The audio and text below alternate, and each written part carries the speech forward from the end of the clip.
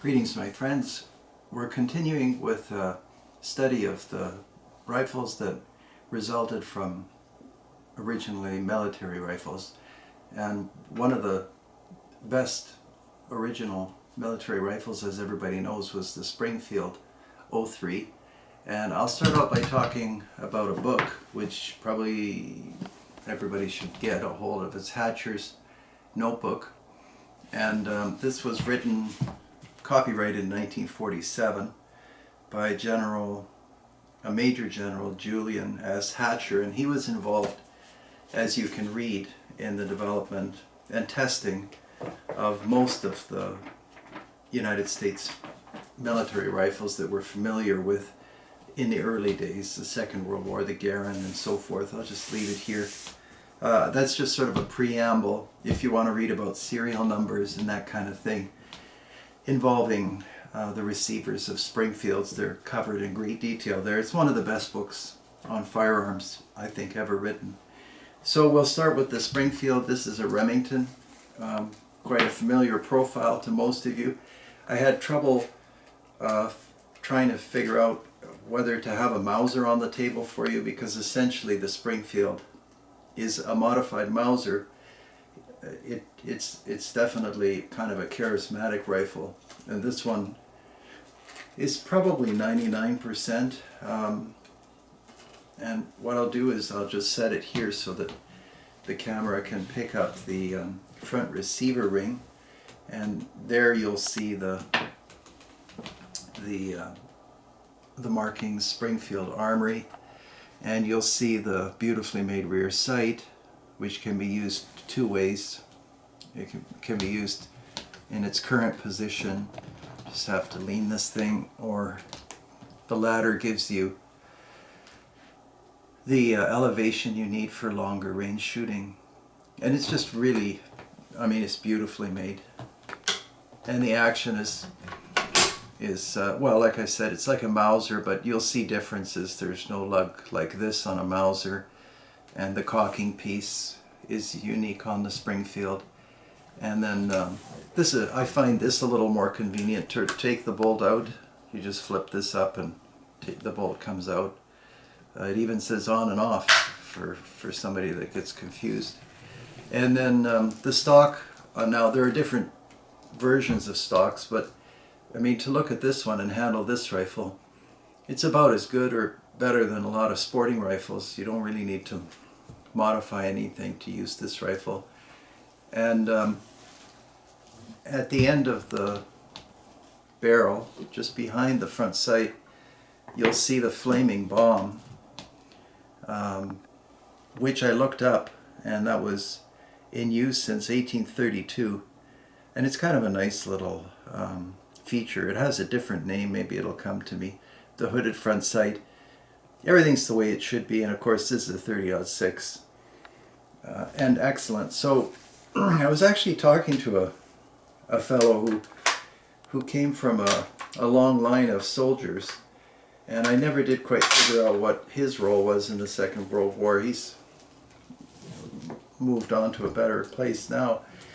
But actually I bought that Maxim machine gun sight behind me from him, as well as some binoculars from a Panzer tank that he picked up, or his grandfather. I couldn't figure out exactly, like I said, but either he or one of his relatives picked up the binoculars from a Panzer tank in the desert in Tunisia. So it was interesting talking to him. Anyway, summarizing more or less what I've learned and what the fellow told me, these Springfields sort of changed everything, because American shooters were accustomed to rifles like the Winchester Model 94. This is actually a Model 64A, but you get the idea. And it's a 30-30, and the sights are good. And the most meaningful thing he told me was, before the war, you would take a Model 94 or a 30-30, and you could hit deer with it quite a lot further than the cartridge would perform. So you would hit them, but they wouldn't drop. And it has, it has a ladder sight, and the 30-30 is actually a fairly predictable and easy round to get good with, especially if you shoot a lot.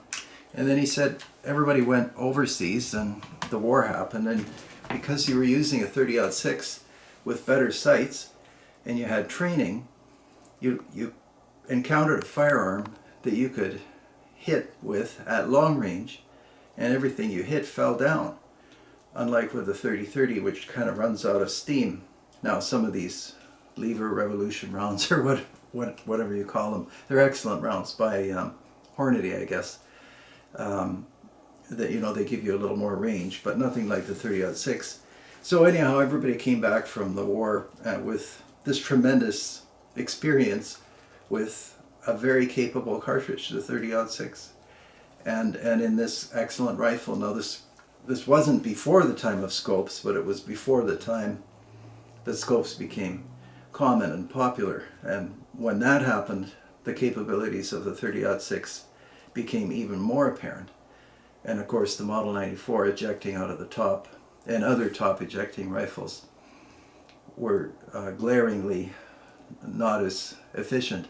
Anyhow, so they came back with these, but they looked at them and they thought, wow, this is a pretty clunky, bulky rifle. I mean, I don't think so now, and I'm glad there are still some around that haven't been modified. But the next part of the story is actually really interesting. Based on this rifle, assuming that they selected receivers that have been double heat treated, and you can read all that in Hatcher's notebook, based on this rifle, some of the best sporting rifles I've ever seen. Some of you may be too young to know Griffin and Howe, but maybe not. And Sedgley, and there were a whole bunch of gun makers that made just fantastic sporters. If you read Jack O'Connor's books, the sporters they made on the Springfield are just legendary. So I thought I'd show you an example so you can have a good look at what you're starting with. You've got, you know, a lot of wood, the handguard, you've got a great big rear sight, the front sight, and fittings and so forth. And if you take some of those elements away, you can come up with just a fantastically elegant rifle. I had a few of these. I collected them for a while, and this is actually the last one I have. There is no maker's name on it. When I saw it, I thought it might be a Griffin and Howe, but it doesn't have the Griffin and Howe bullnose comb, and it's got this one has a Monte Carlo a stock or comb as well. But whoever did it, they did a great job. Certainly, you know, something to the level of a Griffin and Howe. This one is a Springfield Armory. The serial number is in the good range. It doesn't have the leaf rear sight, but you could bump this. This is just a filler that's easy to bump out if you wanted to. But whoever owned it or set it up, like the Redfield, I think it is. Yeah, it's a Redfield aperture sight. And with these sights, I mean, amazing shooting is possible. We're all used to these scopes. But as I've said before, if you take the time to just try aperture sights, you'd be shocked. And iron sights, especially aperture sights, allow for what I call instinctive shooting, where you can almost use the rifle like a shotgun, where you don't necessarily think. Whereas with a scope, because you're using a separate kind of instrument, you can get instinctive with those as well. And with red dots, you're back to instinctive shooting. Anyway, this one has the flaming bomb as well. And I think there's a date on these. I didn't memorize them for filming. And the barrel is turned down, and I can't show you, but there are no ripples. It's polished perfectly, and they installed a very good sling swivel.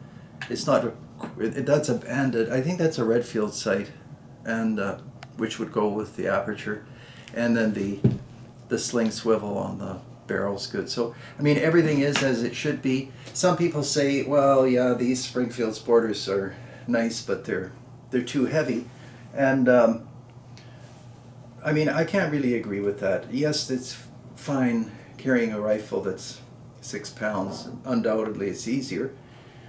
But 30-06 is a significant round. You may not think so because everybody's shooting 300 Win Mag and more these days. But again, for its time and even now, it has some recoil. And I think there should be a balance between recoil and the weight of the rifle. There's just like a matching that ought to be there. And I think this is maybe 8.5 pounds, something like that. And of course no scope and no provision for a scope. This has not been drilled or tapped or anything. And you could take this rifle, and I know you can because I took this to the range a couple of times, and you would have no problem, nobody would, hitting anything at say 200 yards and further. It's just that I didn't have more than 200 yards to work with. So there it is, an example of how beautifully a military rifle can be adapted and customized and so on and turned into a very fine sporter. And frankly, I think these Springfield-based sporters have so much character, and they're very hard to come by now, but if you do encounter them, there's less collector interest, which is a pity, because these guns, like I said, have real character. But the people are willing to pay top dollar because I don't know where all these guns have gone.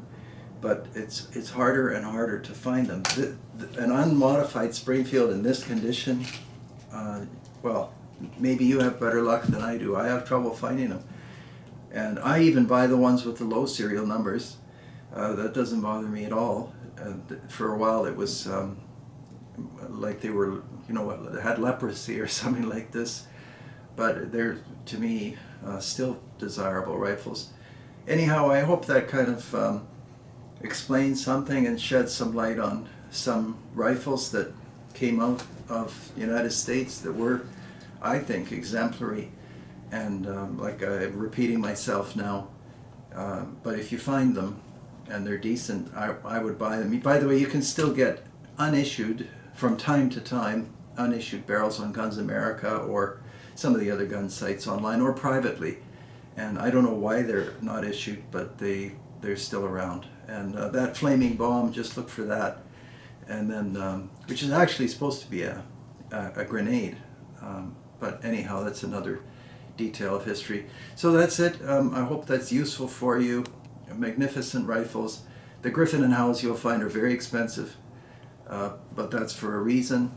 And the other ones, the Sedgley's, and I even have a book on the custom gun makers. I'll try to dig it out for you. Covers a lot of other people that went into even greater detail making magnificent custom rifles, some of them for African hunting. And that's about it. So thanks for watching, and please do subscribe and join me on Patreon if you can at all. It's a minimal investment. It helps me a lot, and hopefully we can keep going. So thank you very much, and take care.